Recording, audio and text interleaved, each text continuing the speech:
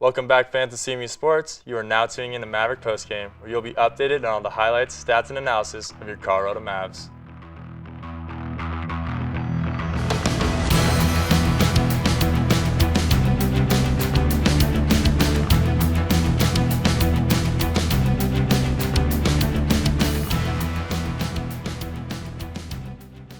I'm Ryan Biller. And I'm Justin Platt. Let's look back at all the action that took place this week involving our very own Colorado Mavs. The CMU women's volleyball team needed big nights from their two returning All-American middles and received just that as Camille Smith and Casey Guilford combined for 42 kills to lead the Mavericks past Black Hills State last Friday. Smith, an honorable mention ABCA All-American last year, finished with a career-high 22 kills and hit .528, while Guilford, CMU's first ever first-team ABCA honoree in 2018, had 20 kills. A sizzling 6.33 clip while recording a match-high 7 blocks. The Mavericks, who improved to 11-7 overall and to 7-3 in RMAC play, remained perfect at home this season. They won the series in a 26-24, 24-26, 24-26, 25-20-15-7 all-out brawl. The Mavs then stayed hot against South Dakota Mines, winning in a 25-18, 25-18, 22-25, 25-16 victory, and improved to 12-7 overall and 8-3 in the RMAC, while maintaining a spotless 2019 home record. The Mavs were led by 19 kills from junior Casey Guilford as they claimed a fourth straight home win in 4 sets over the visiting South Dakota Mines. As a team, the Mavs had 63 kills and 7 blocks, while only committing 18 errors.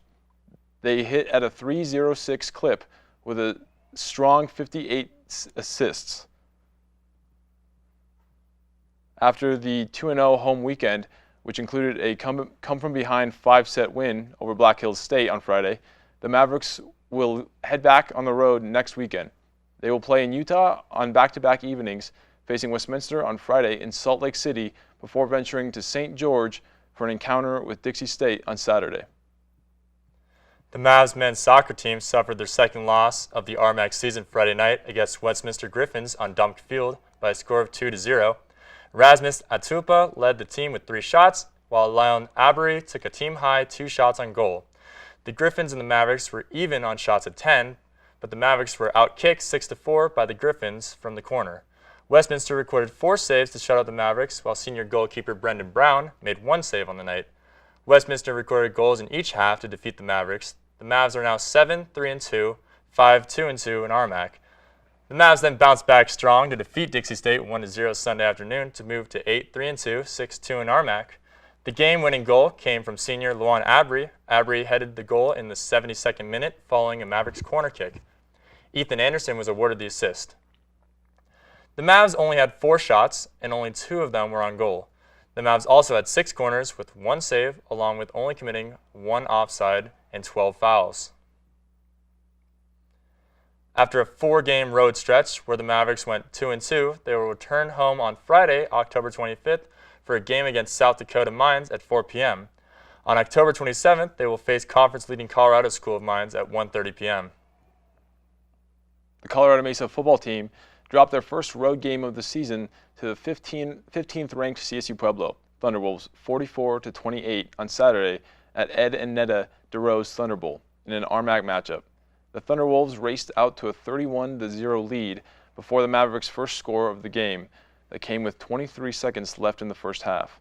Sophomore Isaac Maestas scored from just a yard out to make it 31-6 as the point after failed. Maestas finished the game with 68 yards on 18 carries after a CSU Pueblo touchdown to open the third quarter. Colorado Mesa rattled off 16 unanswered points to cut the lead to 38-22 with 20 seconds left in the third quarter. Senior Peter Anderson caught a 55-yard touchdown pass from Hayden Bollinger with 55 remaining, following by Lucas Ruiz-Diaz field goal just 47 seconds later as the Thunderwolves botched the kick return and turned it over to the Mavericks. Anderson finished with 3 catches for 83 yards. Trevor Lambert capped the scoring string with a 3-yard touchdown catch from Bollinger. Lambert ran a short slant on the play and muscled the ball away from the defender for the score. The Thunderwolves scored a pair of touchdowns to regain the large lead. As a team, the Mavs had 239 total yards. They gave up 500, 300, and 54 coming through the ground. The Mavs had 12 first downs to CSU's 22 and were 4 of 18 on third down.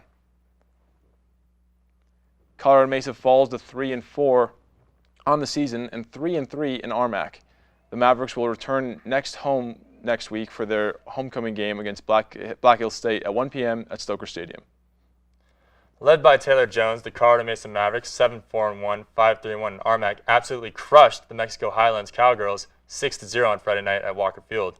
5 different Mavericks recorded goals, including 2 from Jones. Each of the Mavericks' 6 goals were assisted, and the team outshot the Cowgirls 24-3. Freshmen Michaela Ecker and Taylon Neiman each recorded their first goals in this victory. This game marks the Mavericks' 4th shutout of the season. Zoe Peterson scored the opening goal of the matchup in the 12th minute and was assisted by Lexi Newton. Later on in the first half, Devin Parson perfectly pitched the ball over to the head of the Cowgirls and in a spot where Kristen Campen was left with a one-on-one opportunity against the goalkeeper, where she netted her 2nd goal of the year. The Mavericks led 2-0 entering the locker room and did not let up in the second half. Jones recorded back-to-back goals within 10 minutes of each other to begin the second half. Ryan Parker was awarded the assist on each goal. Ecker and her fellow freshman Neiman scored goals as well. Throughout the game, the Mavericks totaled 17 points as a team, that being 6 goals, 6 assists, which ranks number 7 in record book for most points by any team in a game. However, on Sunday against CSU Pueblo, the Colorado Mesa Mavericks women's soccer team lost 1-0. The Mavericks took 19 shots but could not find the back of the net as the Thunderwolves improved to 6-6-1 and 5-3-1 in RMAC play. The Thunderwolves scored in the 19th minute of the game and kept their lead for the remainder of the match. The Mavericks took 15 shots in the second half to try to even the score, but were shut out by Riley Martin, who recorded 7 saves in this game. As a team, the Mavericks had 7 shots on goal, along with a save. They shot 5 corners and committed only 3 offsides. However, the most important stat of the game is that they scored 0 goals to CSU's 1. The Mavericks are now 7-5-1, 4-4-1 in RMAC play. They will travel to Adams State and Fort Lewis next weekend for their last road game of the RMAC regular season on Friday, October 25th. The Mavericks will take on Adams State at noon on Sunday, October 27th. They will kick off against Fort Lewis at noon. Before the game this weekend, I had a chance to sit down and talk with starting midfielder Ryan Parker and yet another Mav Postgame one-on-one. Joining me today is Ryan Parker, who is a midfielder for the CMU women's soccer team here on campus. She's been playing soccer for 17 years. Ryan, thanks for being here. Yes, thanks for having me. So you've been playing soccer for 17 years. How has your relationship with the game changed and evolved since when you first started in Pee Wee to high school and then now to college? When I first started, it was more of just getting to know the girls, building friendships, and kind of making my way through just a different social group.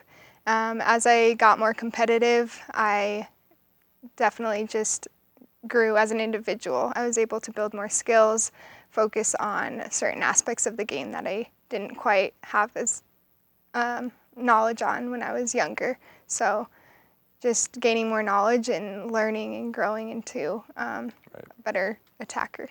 When did you know that you wanted to play at the college level? I've wanted to play ever since I can remember. Being at the competitive level, starting at age 11, I think is when I really wanted to play at the collegiate level. Just seeing other girls at showcases and coaches coming to scout those girls is really what caught my eye. So what ended up leading you to Colorado Mesa?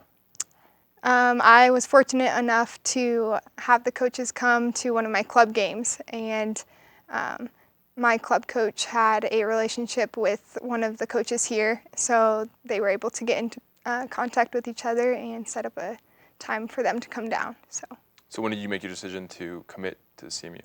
Not until my senior year of high school. I was a late commit. It was kind of a blessing in disguise because I thought that I was going to stay home closer to my family and go to school at UCCS. However, this opportunity arose late in my senior year. And so when you decided to end up playing for CMU, when you finally got to play in college, What was the major differences between the collegiate level and then in high school?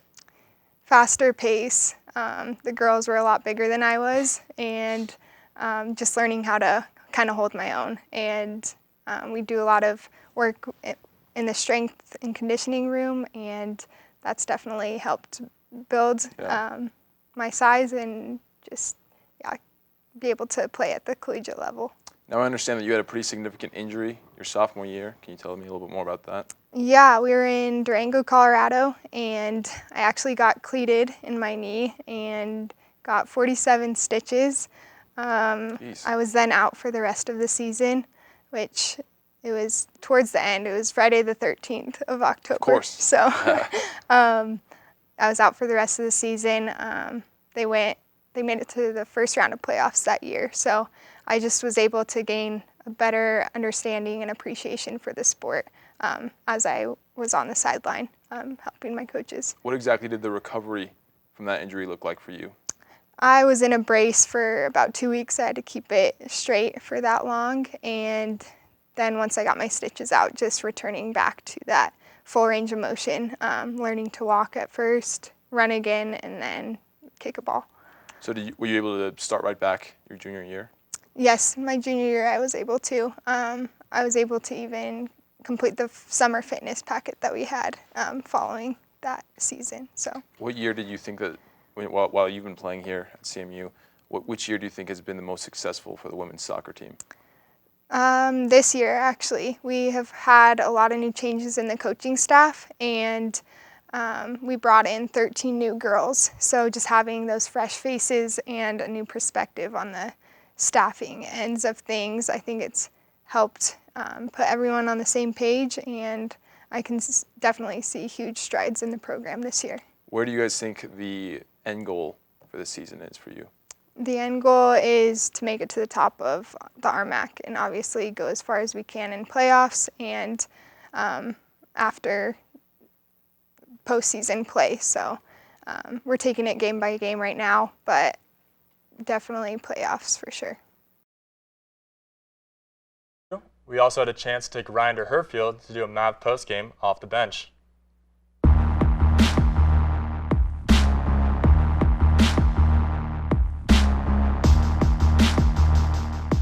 What's up, guys? I'm here with Ryan Parker, and we're going to be playing a game that we like to call Holy Block a Goalie. One of us is going to hop in goal, and the other is going to take shots, and the first person to score 3 goals wins.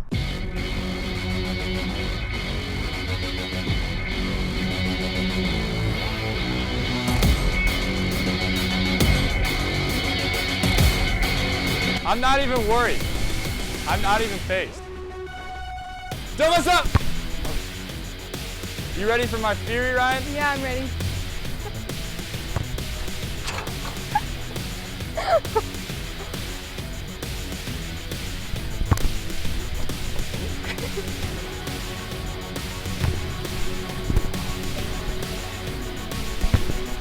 Oh my god. Should I play soccer? Ah! Oh my gosh.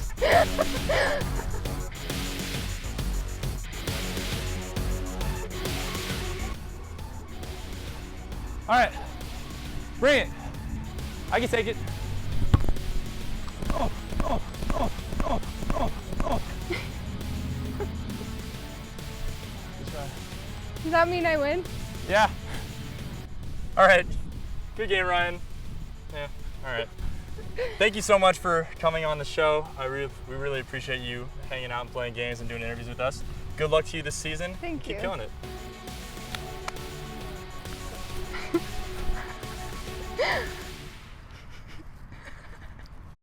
Well, that just about wraps it up for this week's episode. Thank you so much to Ryan Parker for sitting down with us, and thank you all so much at home for joining us on this week's Maverick Postgame. I'm your host, Justin Platt, And I'm Ryan Biller. and we'll see you next week. And of course, have yourselves a amazing day.